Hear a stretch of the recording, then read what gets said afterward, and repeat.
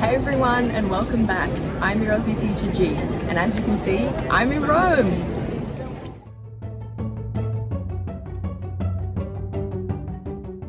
Rome is an amazing city, and today we're going to talk about my trip there for this C1, C2 listening task.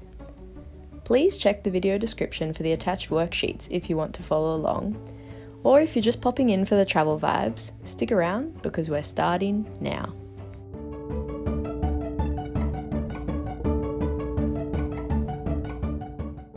This was the first stop on a trip I did with my sister because she had never been to Europe before and I had never been to Rome. Our Roman adventure began with a Ryanair flight from Madrid to Fiumicino Airport. After touching down, we followed the clearly marked signs and bought train tickets for €14. Simple, efficient, and easy to find and catch.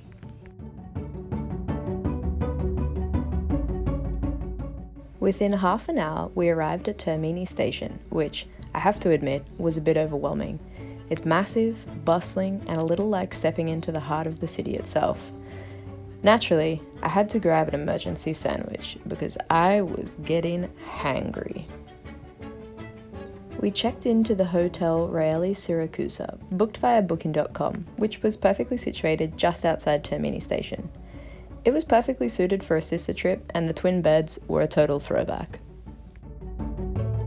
After dropping off our bags, we navigated back to Termini to catch the metro. What I love about Rome's metro is how intuitive it is. Every major site has clear signs, and you can tap in with a transport card or even your bank card, which is super convenient.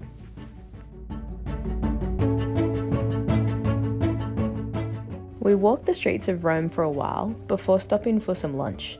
I enjoyed a simple yet exquisite pomodoro dish. Sometimes minimalism is the key to perfection. Soon after, we collected our pre-booked tickets from a tour provider we found on Get Your Guide and headed straight to the Vatican Museums. Pre-booking tickets here is absolutely worth it to avoid long lines, high prices, and potentially missing out. However, you can buy them inside.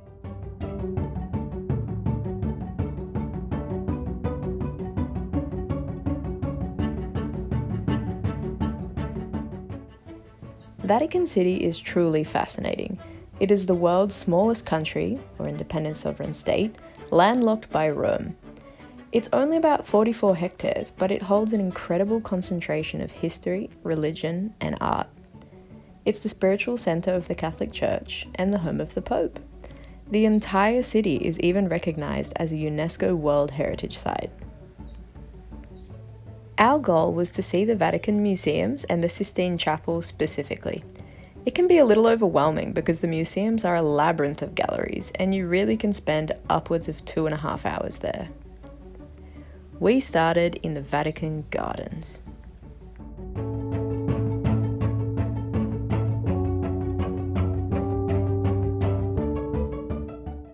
Next, we moved on to the Pinacoteca.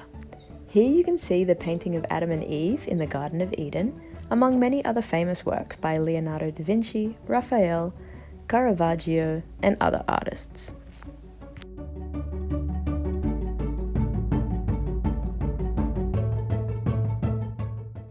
After this, we saw the Carriage Pavilion, which had an amazing collection. This gallery shows how popes have travelled over the centuries, from ornate horse-drawn carriages to the first popemobiles. Next, we crossed through the Pinecone Courtyard on our way to the Sistine Chapel and Pio Clementino galleries. The Sistine Chapel is positioned near the exit, and the flow of the buildings take you through some must-sees like the Gallery of Maps and Raphael rooms.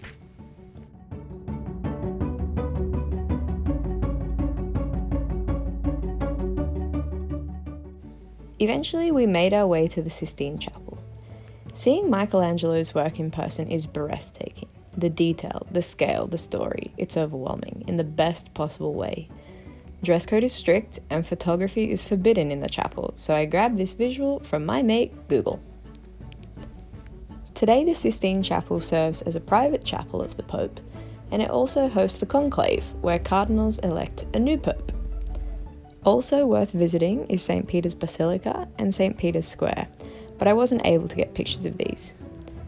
Coming from Australia, where natural wonders dominate, Seeing centuries of human craftsmanship and devotion up close was nothing short of astonishing.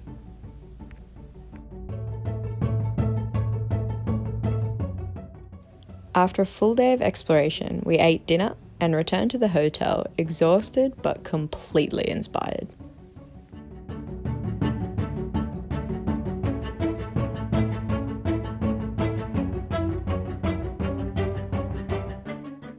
After a slightly slower start, we were still recovering from yesterday's whirlwind, we headed into the centre for breakfast. Wandering the streets near the Spanish Steps and fountain was a delight. We spent the morning exploring, shopping a little, and admiring Rome's fountains and architectural quirks.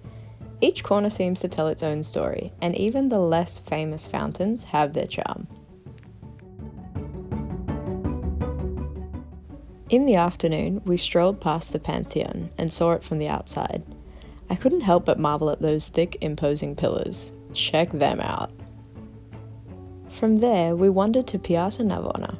We caught a beautiful sunset and sat for a while taking photos of these significantly less crowded fountains.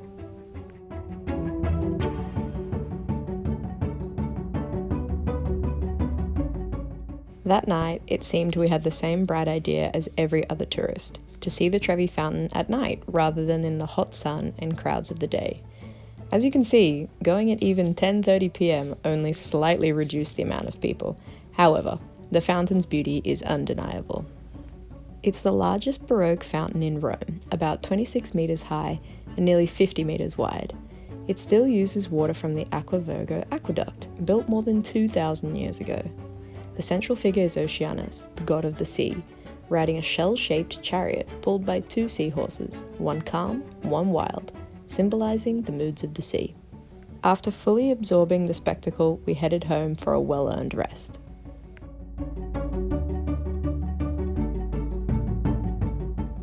On our final day, we woke up early and took the metro to the Colosseum. Once again, we used pre-booked tickets with Get Your Guide and had to collect them at a provider's office. We got to the line to enter, and even at 8:45 in the morning, the summer crowds were substantial. As we walked through, we were able to listen to numbered and labelled audios from an app we downloaded called Pop Guide. Seeing the Colosseum was a huge bucket list item for me ever since I saw Gladiator when I was about 13 years old.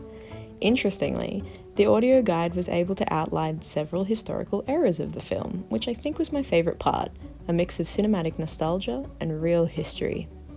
The Colosseum itself is staggering.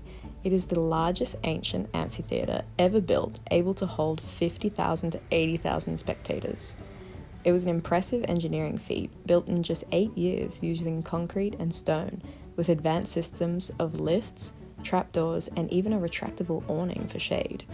It hosted gladiator fights, wild animal hunts, and even mock naval battles when the arena was flooded.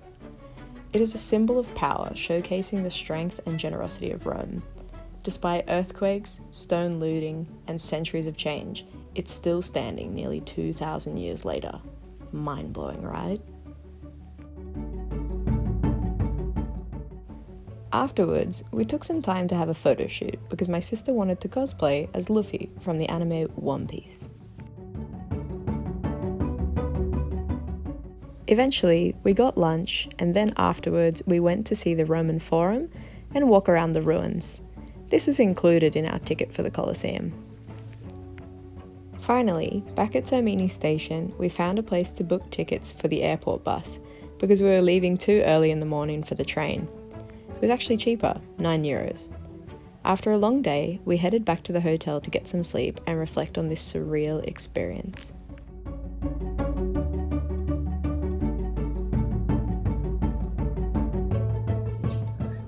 Hey everyone, I hope you enjoyed the video. If you're here for the English activities, please check the description below where you will find grammar, writing, and listening activities with answers and games attached. Until next time, you know what to do.